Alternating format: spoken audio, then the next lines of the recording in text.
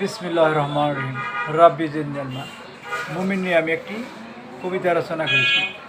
আসলে যারা মুমিন তারা আল্লাহকে ভয় করে, তারা নিয়মিত সালাত কায়েম করে এবং আল্লাহর বিধান তারা মেনে চলে। তাদের জন্য রয়েছে মর্যাদা, ক্ষমা ও সম্মানজনক জীবিকা। এবং মুমিন যারা, তারা আল্লাহর কোরআন এবং রাসূলের হাদিস অনুযায়ী আমল করে, তারা দলে দলে বিভক্ত হবে না, আল্লাহর দিনের বাইরে তারা যাইবে না। এবং তারা ইমানের উপর অটল থাকে এবং তারা মসজিদ আবাদ করে এবং তারাই প্রকৃত মুমিন। এবার আমার কবিতা পড়ছি।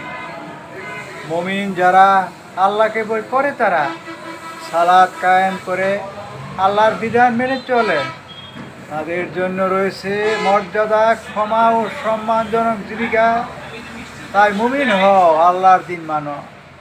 মুমিন তারা আল্লাহর কোরআন ও রাসূলের হাদিস অনুযায়ী আমল করে যারা, দলে দলে বিভক্ত হবে না তারা।